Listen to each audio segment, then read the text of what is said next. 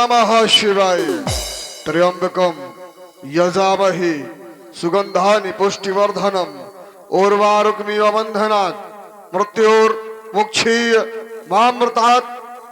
जय जय जय जय शिव अगहर, जय इलापति, जय उमापति, जय जय जय अविसंगधारा, अविषधारा, भुजंगधारा। जय जय जय कैलाशवासी अगहजहरा। जय इलापति, जय उमापति, जय जय जय जय विषधारा, जय भुजंगधारा, जय भुजंगधारा। जय जय जय शिव अग अज हर। भूत भवन भोलेनाथ, आपकी आराधना में निमग्न आकस्मिक मेरे हृदय का अकारण ही ध्यान का भंग होना, अकस्मात इस हृदय का आकर्षण अन्यत्र कहीं और हो जाना, अर्घा के आवरण का अंत, आकाश के आनंद में अरुण की अरुणांजिका अरुणांजित हो रही थी। यह समस्त जनमानस प्रसूनों से पल्लवित पुष्प पुष्पांजलि अर्पित कर रहे थे। कितना सुहावना समय था। एक और उषा अपने ये सुनहरे तीरों को बरसाती हुई यह मानो और लक्ष्मी की भांति सुशोभित हो रही थी। यह दूसरी ओर यह प्रकृति अपनी किल्लोलियों के साथ यह किल्लोल करता हुआ ऐसे स्वच्छ सुंदर समय के संसर्ग में मानव आज आयुष प्रकृति का कण कण हंस रहा था। तत्क्षण सुनाई देने वाली मेरे कर्णरंध्रों में यह प्रतिध्वनि, कौन कह रहा सावधान, कौन कह रहा सावधान।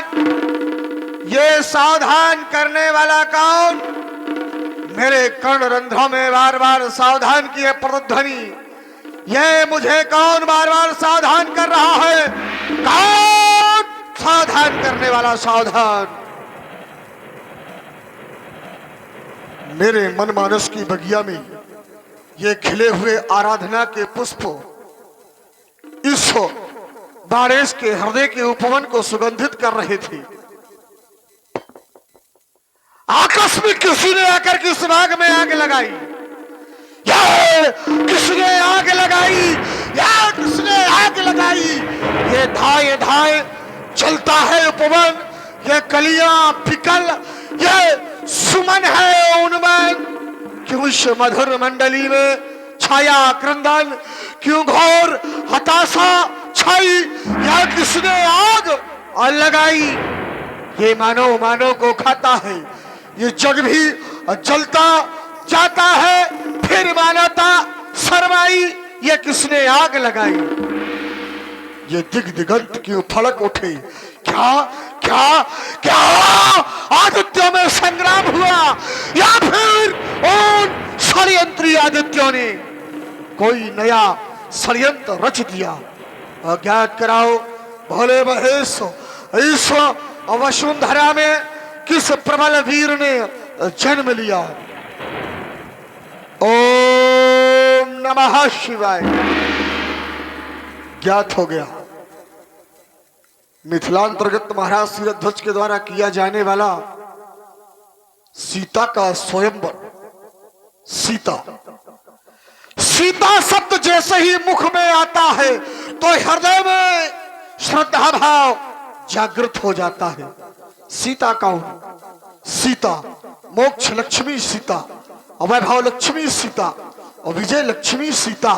सीता कोई साधारण कन्या नहीं है। आदि शक्ति जही जग उपजाया, सो अवतरी मोर और यह माया। उस आदि शक्ति जगत जननी जगत पराम्बा जगदम्बा का मिथिलांतर्गत स्वयंवर, उस आदि शक्ति का वर्ण मिथिला के अंतर्गत क्या आदि शक्ति का वर्णन करने का सामर्थ्य इस धरातल के सहज मानव में है? नहीं, आदि शक्ति का यदि कोई वर्णन करने वाला है तो वह है केवल परब्रह्म परमात्मा। तो क्या मिथिला के अंदर परब्रह्म परमात्मा का साक्षात्कार होने जा रहा है? क्योंकि आदि शक्ति का वर्णन उस परब्रह्म परमात्मा के अतिरिक्त कोई नहीं कर सकता। तो मिथिला में क्या उस परब्रह्म परमात्मा का अवतार लेकर के मिथिला की ओर आगमन हो चुका है या होने जा रहा है? साधवा शिरध्वज, तुम्हारे द्वारा किया गया यह कार्य सराहनीय है, जो तुमने अपने और जीते जी मिथिला में उस परब्रह्म परमात्मा को बुला लिया।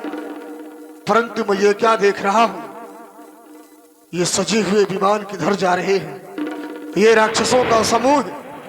ऐसा तो नहीं कि ये मिथिला की ओर ही जा रहे हों, क्योंकि देखत यज्ञ निशाचर धावई, करही उपद्रव मुन दुख पावई। ये उपद्रव करने के लिए मिथिला तो नहीं जा रहे हैं, और यदि ऐसा कर रहे हैं तो फिर सावधान हो जाओ। मेरे मिथिला पहुंचने के पहले यदि तुमने कोई अनुचित कृत्य कर डाले तो आज पड़ेंगे जानकी तेरे लाले सावधान।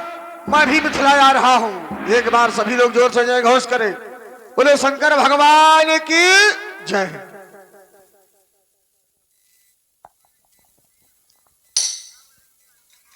भूत भवन भोलेनाथ के पावन आयुध, आपको मेरा प्रणाम प्रणीत हो। मिथिला की श्रृंगवनी के अंतर्गत आपका दर्शन पाकर के ये बाणेश का हृदय धन्य हो गया। उपस्थित समस्त देश देशांतर से पधारे हुए राजा महाराजा नृपालो महिपालो, मेरी बात को ध्यान से सुन लो। महाराज शिरध्वज के द्वारा इस रंगवली की सारी व्यवस्थाओं को व्यवस्थित करने का भार हमें सौंपा गया है। सभी राजा महाराजा अपने अपने स्थान पर बैठ करके स्वयंवर की गतिविधियों का आकलन करते रहे। किसी भी प्रकार की व्यवस्था को व्यवस्थित न किया जाए, और यदि किसी के द्वारा कोई व्यवस्था व्यवस्थित कर दी गई तो बाणेश के द्वारा उसको व्यवस्थित कर दिया जाएगा।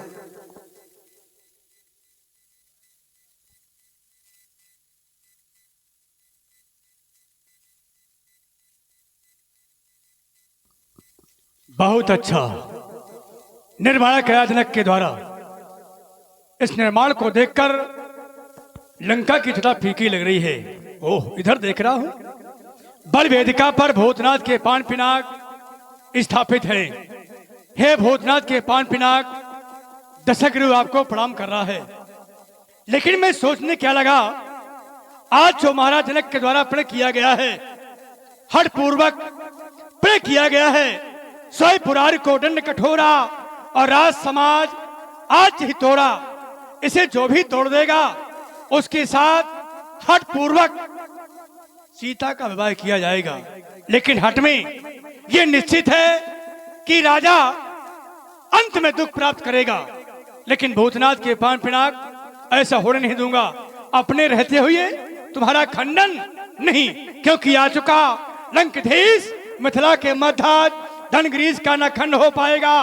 बंदियों बंद कर दो ये नाच गान, किंचित कुचाल का चक्र जो चलाएगा पड़े देश का लंकेश पलटाएगा। सावधान सावधान, रावण आ गया लंका से।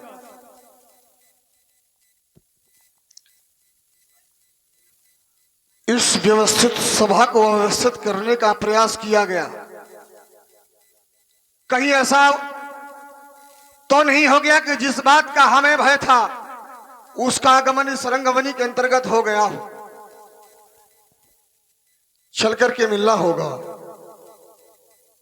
वो लंका के स्वामी दशानन दशग्रीव, विश्व के वैभवशाली सम्राट, कंचन नगरी के ईश, मैया कह कसी के दुलारे, विश्व सर्वानंदन, जय जय श्री शंकर भगवान की। आओ आओ बड़पुत्र बालिंद, जय श्री शंकर भगवान की। कहो, कुछ हृदय को उद्गार है क्या? बिल्कुल, कि मिलने की इच्छा भर थी। आपने एक बात यहां पर कही, बताइए। आपने कहा कि राजा के द्वारा हठ पूर्वक यह कार्य किया गया, और हठ अच्छी नहीं होती है हट करने वाला व्यक्ति बाद में दुख पाता है। आपके द्वारा यह बात रखी गई कि हट करने वाला व्यक्ति बाद में दुख पाता है। लेकिन महाशय, ये आपकी गलत बात को मैं पूर्णतया नहीं मानता हूं कि हट करने वाला व्यक्ति बाद में दुख पाता है। जैसे ये जरूरी ही नहीं कि हट करने वाला व्यक्ति दुख पावे। अरे हट करने वाला व्यक्ति सुख भी पाता है और हट करने वालों को सुख भी मिला है। जैसे जैसे नया चिंतन है आज का बढ़िया। जैसे उत्तान महाराज उत्तानपाद के पुत्र ध्रुव, जिनके द्वारा हट की गई। हट क्यों की गई? जिस समय वो अपने पिता की गोद में बैठे, अचानक उनकी दूसरी माता आई और उन्होंने उसकी गोद से हटा करके अलग कर दिया। मन में एक दृढ़ संकल्प कर लिया, हट कर ली वहां पर कि मैं इससे भी अच्छे और उच्च स्थान को पाकर के रहूंगा। छोड़ दिया सब कुछ, अल्पायु में राज धन वैभव सभी सुखों का परित्याग कर दिया और चले गए वन प्रखंड में, निर्जन क्षेत्र में, जहां मानव भी कोई नहीं था, और अपनी हट को प्रारंभ कर दिया। हट पूर्वक तप किया।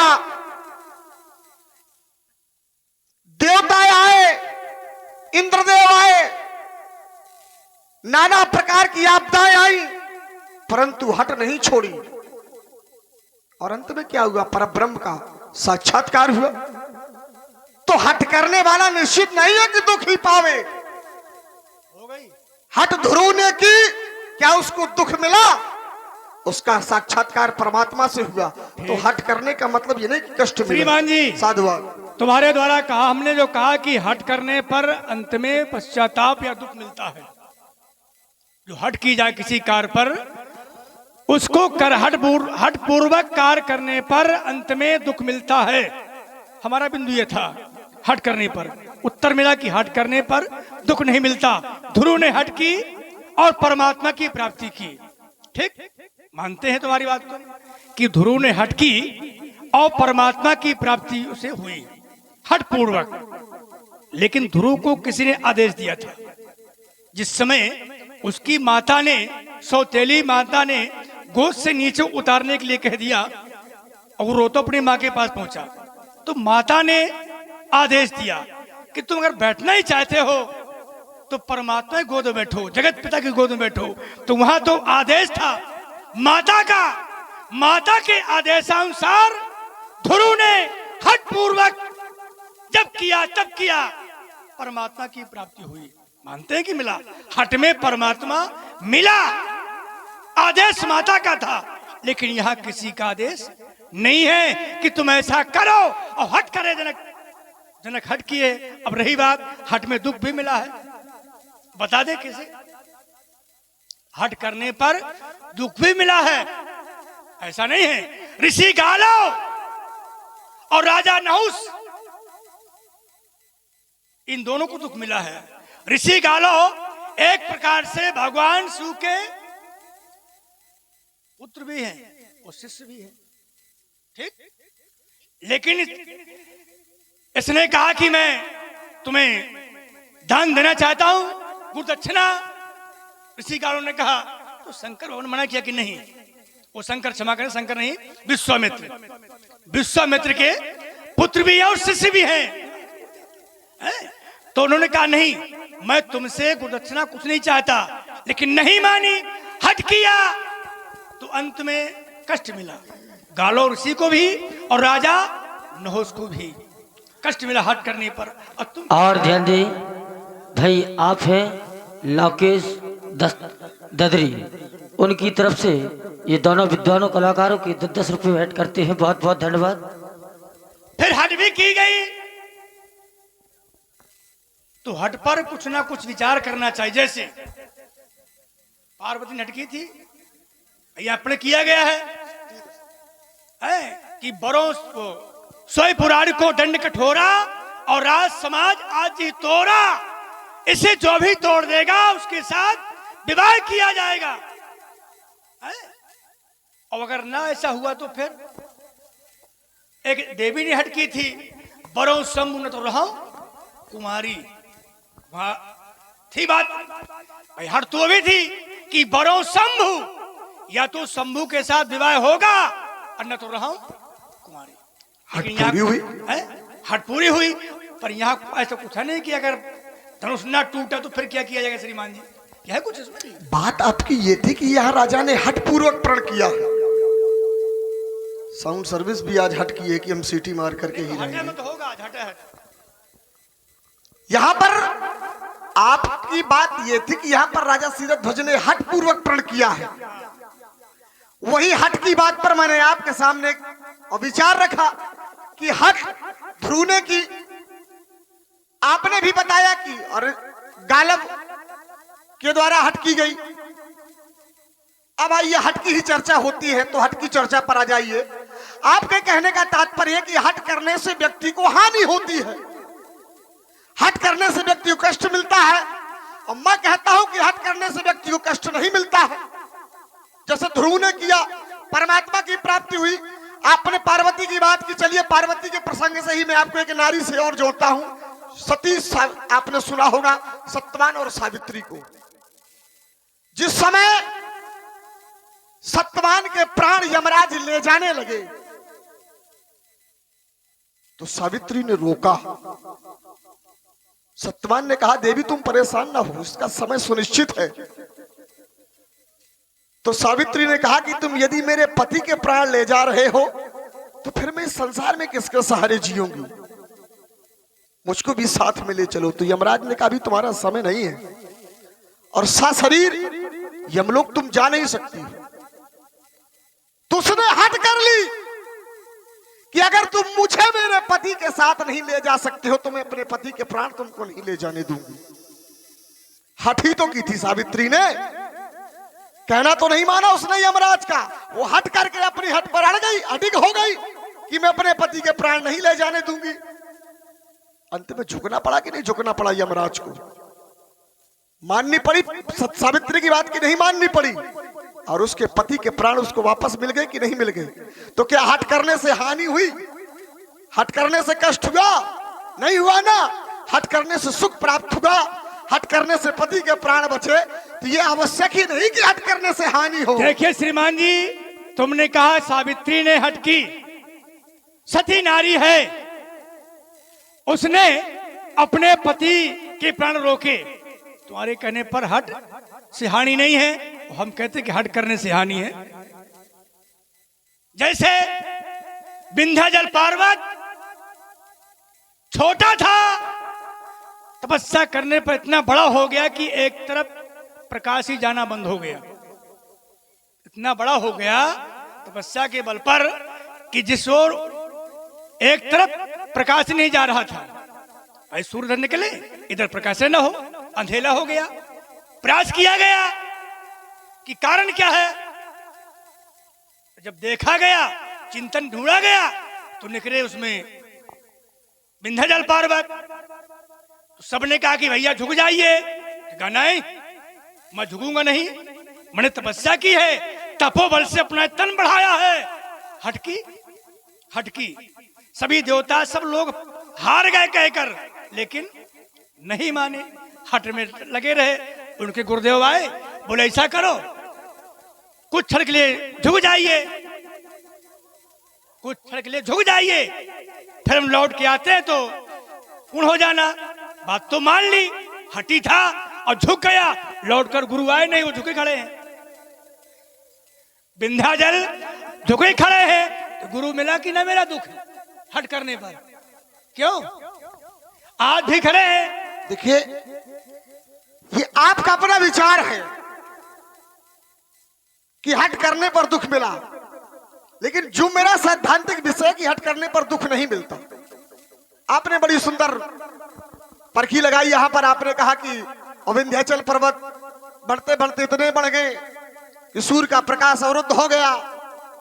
गुरुदेव ने कहा जब तक मैं लौट करके ना आऊं तब तुम झुके रहना। बड़ी सुंदर बात कही आपने। चलिए एक और हट की बात मैं आपके सामने रखता हूं। एक बालक और था जिसने हट की, नाना प्रकार के कष्ट दिए गए उसे, लेकिन उसने अपनी हट नहीं छोड़ी। हमारे पूर्वज प्रहलाद जी, उन्होंने हट कर ली श्री हरि के लिए। उनको गुरुकुल में नाना प्रकार से प्रताड़ित किया गया, शिक्षा भी विपरीत दी गई, परिस्थितियां भी सारी प्रतिकूल कर दी गई, लेकिन उन्होंने हट नहीं छोड़ी उन्होंने हट। नाना प्रकार की यातनाएं भोगी, समुद्र में फेंका गया, सर्पों के बीच में डाला गया, यहां तक कि अग्नि में जलवाया गया, लेकिन बाल बाका हुआ नहीं हुआ। और अंत में परमात्मा के दर्शन हुए। स्वयं परमात्मा उसकी रक्षा के लिए आए, परमात्मा ने स्वयं उनको दर्शन दिए। तो हट करने से हानि नहीं है, हट करने से हानि नहीं है, हट करने से लाभ है। क्योंकि जब तक व्यक्ति हट नहीं करेगा तब तक व्यक्ति को सफलता नहीं मिलेगी। मान लीजिए, सोचे जैसे एक व्यक्ति, जैसे आप पहुंचे पेड़ के पास, अब आपको फल तोड़ना है। एक लौकी को उदाहरण छोटा सा, आपको फल तोड़ना है, पेड़ ऊंचा है, आपने सोचा इस पेड़ में तो मैं चढ़ नहीं पाऊंगा, तो फिर आप फल नहीं पाएंगे, आप लौट आएंगे। और यदि आपने अपने मन में ठान ली कि चाहे जितना ऊंचा हो मैं चढ़ूंगा, फल तोड़ूंगा, जब तक हमारा दृढ़ संकल्प मजबूत नहीं होगा, जब तक हमारे मन में वो हट की भावना नहीं होगी, हमने मन में हट ठानी, पेड़ में चढ़े, फल भी खाए और लेकर के भी आए, तो हट आवश्यक है। लेकिन हट का मार्ग मायने रखता है कि हट का मार्ग उचित है या अनुचित है। यदि मार्ग अनुचित है तो कष्ट भोगना पड़ेगा, यदि मार्ग सकारात्मक है तो सुखों की प्राप्ति होगी। श्रीमान जी, तुमने अच्छी बात रखी कि फल वाली, लेकिन तुम्हारा कहना कि हट करने पर लाभ होता है, परमात्मा मिलता है, और हमारा कहना है कि हट करने पर हानि होती है। जैसे सूर्यवंश में के ऐसे राजा हुए, सूर्यवंश में ऐसे राजा हुए कि जो कह रहे थे वशिष्ठ से कि मुझे सदे स्वर्ग पहुंचा दो, लेकिन उन्होंने मना कर दिया। अरे ब्रह्म की सृष्टि का विधान जो लिखा है कैसे हो सकता है, लेकिन बार बार हट की गई और वशिष्ठ ने मना किया कि ऐसा नहीं हो पाएगा। ठीक, तपस्या की पुनः विश्वामित्र की, उन्होंने कहा मैं भेजूंगा। हट है, देखो हट है, तपस्या की, उन्होंने कहा मैं भेजूंगा। तो उनके तपोबल से ऊपर भेजा गया और ऊपर के तपोबल से नीचे भेजा गया, और वह लटके गए, लटके, बता दो। बड़ी सुंदर चर्चा आपके द्वारा रखी गई, लटके ना, बिल्कुल। आपने हमारे आपने वही सूर्यवंश के पूर्वजों से जुड़ी बड़ी सुंदर चर्चा रखी। आइए मैं आपको सूर्यवंश में ही ले चलता हूं। सूर्यवंश में एक राजा और हुए जिनका नाम हरिश्चंद्र था। उनका जीवन भी हठ पूर्वक था। उन्होंने हठ ठान ली थी कि मैं सत्य को नहीं छोड़ूंगा, मैं दान को नहीं छोड़ूंगा। कितना कष्ट भोगना पड़ा, देवों के द्वारा कितना प्रताड़ित कराया गया उनको, परीक्षा लेने की भावना से कि सब कुछ बिक गया, राज्य भी चला गया, पत्नी भी चली गई, पुत्र भी चला गया और स्वयं भी बिक गए, लेकिन हट नहीं छोड़ी, अपने सिद्धांतों पे हट ही रहे, सत्य नहीं छोड़ा, दान नहीं छोड़ा।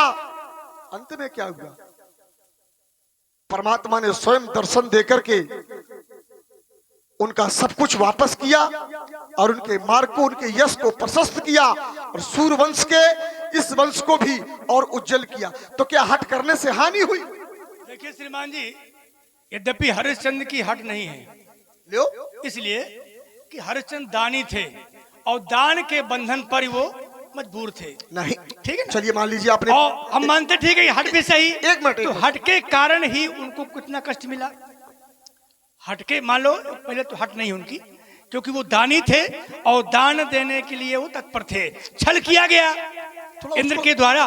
उसको थोड़ा समझिए हल्का सा गहराई से, इसीलिए आप कहते हैं हट ही नहीं थे। और हम मानते तुम्हारी बात की हट ठीक है, हट भी है, तो हट में कितना दुख मिला कि स्वयं पुत्र सहित पत्नी सहित बिक गए, कितना कष्ट मिला। कुछ भी हुआ हो, हट है ना, तो दुख मिला। देखो, बात यहाँ ये है कि हट करने पर दुख मिलता है श्रीमान जी। ना, ये उसी गलत बात। प्रकार महाराज जनक जो देखो, कर रहे हैं, भ्रमात्मक बातें करके समाज को गोल गोल ना घुमाओ। नहीं मेरा दुख समाज बता दे। नहीं, ये गलत बात रुक है। जाइए। देखो, अच्छा आप देखो, बता समाज दो को घुमाओ। कि हर एक हट करने से दुख नहीं मिलता, हट करने से सुख मिलता है। यातना चाहे जितनी दी जाए, सत्य प्रताड़ित किया जा सकता है, लेकिन सत्य को पराजित नहीं किया जा क्या सकता। बात है, सत्य परास्त नहीं होता है। और इसके लिए एक बार जोरदार ताली बजाएं, क्योंकि सत्य की वजह होती है। बिल्कुल, सत्य नहीं हो सत्य में जाए। परेशानी जरूर होती है, लेकिन परास्त नहीं होता है। बात यहाँ और इसी पर प्रभावित हुए आदरणीय मुरलीधर जी, जो बहुत अच्छे रामलीला मंच के वरिष्ठ कलाकार हैं, अभिनेता है, उनकी ओर से 51 पुष्प मुद्राएं प्रदान हुई। बहुत बहुत साधुवाद, बहुत बहुत धन्यवाद। तो बात थी हटकी। अब मैं कहता हूं सामने वेदिका पर ये जो रखा हुआ है महाराज जनक के द्वारा प्रयोग किया गया है तुड़वाने का, तुम्हें यह भी ज्ञात है कि ये देश की धरोहर है, देश की संपदा है। नीति कहती है पिता का दायित्व बनता है। हट की चर्चा छोड़ दी, अब नया चिंतन देखा जाए, है ना। पिता का धर्म क्या कहता है? जो घर बर कुल होए अनूपा, करिए विवाह सुता अनुरूपा। घर देखना चाहिए, बर देखना चाहिए, कुल देखना चाहिए, है? तब विवाह करना चाहिए बेटी का। आप लोग सब करते हैं, ये नीति ऐसा कहती है, लेकिन न यहाँ घर देखा गया, न बर देखा गया, न कुल देखा गया। पर क्या है? राज समाज आज ही तोड़ा, कोई भी तोड़ दे, किस आयु का हो, किसी जात का हो, कोई बंधन नहीं। तो श्रीमान जी, ये पिता का धर्म है।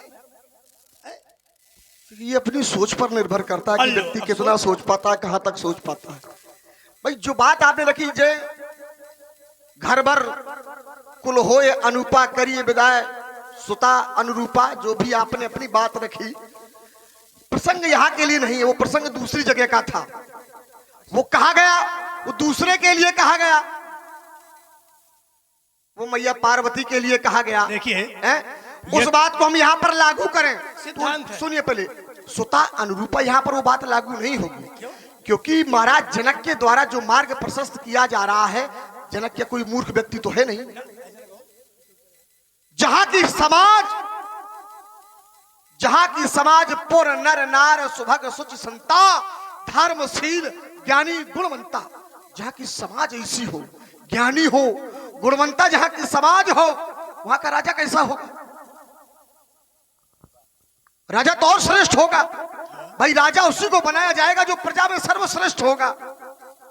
मिथिला वर्तमान समय में विश्व का महान विश्वविद्यालय, जहां पर नित्य प्रतिदिन ज्ञान और तर्क की चर्चाएं होती हैं। संसार के बड़े बड़े ज्ञानी, बड़े बड़े चैतन्य, बड़े बड़े विचारशील, बड़े बड़े विवेकवान व्यक्ति आकर के अपने अपने विचारों को यहां पर रखते हैं। यहां का राजा कोई साधारण ज्ञानी नहीं है, महान ज्ञानी है। और उस महान ज्ञानी के द्वारा यदि किसी मार्ग का अन्वेषण किया गया है, तो उसने उस मार्ग का अन्वेषण समुचित रूप से किया है। सुता के उसने अनुरूप ही कार्य किया, सुता के विपरीत कार्य नहीं किया है इसमें। बिल्कुल भाई मैंने कहा थोड़ा गहराई से समझो, समझो। बड़ी ये बात यहाँ के लिए नहीं कही गई है, ठीक है ना। जो गड़बड़ कुल हो अनुपा, तो देखिए श्रीमान जी, सिद्धांत है। सिद्धांत जब लिखा गया है तो हर व्यक्ति को मानना चाहिए, सिद्धांत है ना। तुमने कहा पार्वती के लिए कहा गया था, ठीक है, कहा तो गया था, लेकिन उनने बात नहीं मानी, सिद्धांत को नहीं माना और विवाह संपन्न कर दिया। लेकिन सिद्धांत जो कहता है उसे मानना चाहिए। जनक के पास और तो बेटियां हैं, उर्मिला है, उसकी भाई की बेटियां हैं, उन पर नहीं किया गया, केवल सीता के लिए कहा गया। अब बोले जनक के यहाँ कौन सा पाप का काम तो हो रहा है, यहाँ की मिथिला ज्ञान की नगरी है, सब ज्ञानी है। लेकिन श्रीमान जी, इसमें भी एक बात आई है ना। चलिए, आपकी जो ये चर्चा थी, जो घर भर कुल होए अनुपा, एक विवाह और हुआ। विश्वकर्मा जी की पुत्री संज्ञा, जिसका विवाह सूर्यदेव के साथ किया गया। बात प्रण की नहीं, केवल सुता अनुरूपा और कुल की बात कर रहा हूं मैं। हर पिता यह चाहता है कि मेरी पुत्री के लिए उत्तम कुल प्राप्त हो। तो क्या सूर्य से उत्तम कोई कुल हो सकता था? नहीं हो सकता था। विश्वकर्मा जी ने यही उत्तम सोच करके सूर्य के साथ में संज्ञा का विवाह किया। क्या वो विवाह सफल रहा? क्या संज्ञा को कष्ट नहीं मिला? क्या संज्ञा ने कष्ट नहीं भोगा? तो ये आवश्यक ही नहीं। व्यक्ति वर्तमान देखता, भविष्य किसी का नहीं देखता। तो इसमें भविष्य क्या दिखाई दे रहा है? भाई विश्वकर्मा ने शादी की, सूर्य के साथ संज्ञा की, अपना धर्म निभाया, जो पिता का धर्म होता है उसका पालन किया, अच्छे कुल में विवाह किया। अब अंत में नसीब में क्या लिखा है वो स्वयं हो गए। क्यों भाई? पिता ने तो अपना धर्म अच्छा किया, जो पिता का धर्म बनता है, अच्छे कुल में विवाह किया।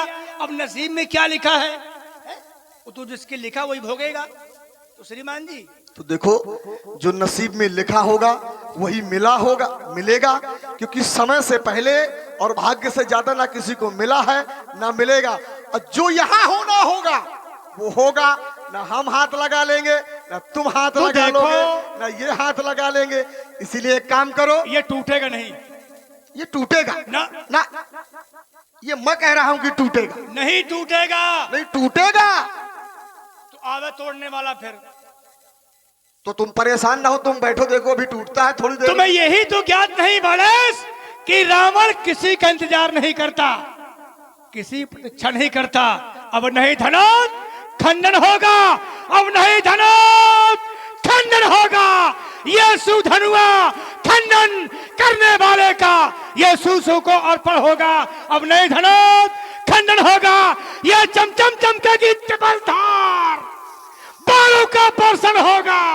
अब नए धनोत खंडन होगा। तो फिर मेरी बात को भी सुन लीजिए। ये आज धनुष कर्षण होगा, आज धनुष कर्षण होगा। प्रतिरोध किया और यदि तुमने तो फिर मंबाणों का वर्षण होगा। ये आज और धनुष कर्षण होगा। अरे इस प्रकार से अरे व्योम तक ये धूल धरा धूसरित हो जाएगी। ये रक्त प्रवाहित, रक्त रंजित, ये वही मुंड से परिपूरित हो जाएगी। आज तुम्हारे अरमानों का आज यहाँ हर्षण होगा, आज धनुष कर्षण नहीं होगा। अब नहीं धनुष खंडन होगा, क्योंकि मैं किंकर हूँ, बेलंकर का निर्भीक धरा पर चलता हूँ। आगे कोई सामने तो फिर मैं आग उड़ता हूँ। अमर शिष्य हूँ विचित्र, नहीं किसी से डरता हूँ। मैं किंकर हूँ, बेलंकर का निर्भीक धरा पर चलता हूँ। ये जय विजय हमारा, जय विजय हमारा सिंहासन प्रतुंदी दलदलने वाला। मैं किंकर हूं, बेलंकर का निर्भीक धरा पर चलने वाला। कर चुका कई बार, एक बार नहीं बेटा, कई बार, कई बार, बार बार लगातार। लेकिन किया क्या? कुछ नहीं किया ना, अच्छा किया हो? कुछ नहीं किया। अरे कुछ किया नहीं, और ना कुछ कर पाओगे। देखो फिर, सुनो फिर, दिखाओ। कर चुका कई बार। क्या सिंगार कैसे? भगवान शिव का निसरोज करी उतारी, पूजा अमित पार्थ पुरारी। मैंने अपने शीशों को काट काट कर भगवान शिव को एक बार नहीं अनेकों बार पूजा है। इसलिए सुनो, हमें तुम्हें ना पूछिए, विक्रम बात अखंड तनक यहू को लखाए। कौन वीर बरवन ने एक दिखाओ, तनवा चढ़ाओ। अच्छा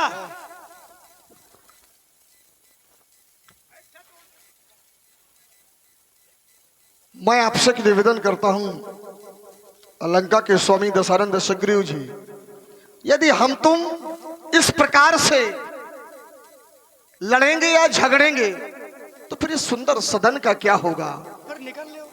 और समय यो ही व्यर्थ बर्बाद करेंगे तो फिर उस मधुर मिलन का क्या होगा? इसीलिए हम चाहते हैं कि अपने परिक्रम की पूर्ति की जाए। भूत भवन भोलेनाथ के पावन आयुध अजगो आपको मेरा अंतिम प्रणाम प्रणीत हो। एक बार सभी लोग मेरे साथ जोर से जय घोष करें। बोलिए श्री शंकर भगवान की। आना हमारा दोनों का अनिवार्य था, क्योंकि महाराज जनक का प्रण है त्रिभुवन जय समेत वैदेही बिना ही विचार बड़े हटते ही त्रिभुवन की जय देना चाहते हैं। तो 2 लोक की विजय हमारे पास और 1 लोक की विजय बाणेश के पास। और जब दोनों आए, सिद्धांत क्या लिखा गया? रावण बाण छुआ नहीं चापा, देख सरासर गवई सिधारे। जब ऐसे वीर देखकर वापस चले गए, अब जो भी तोड़ेगा उसे त्रिभुवन की जय प्राप्त होगी। इसे तो टूटना ही है। एक बार जय घोष करिए, क्योंकि इसके टूटने से अनेकों का भला होगा। क्यों खोले पन्ना, कहीं भेद हमारा छिपा होगा। बोलो शंकर भगवान की। रावण बानी महाभट भारे, देख शरासन गवही से था।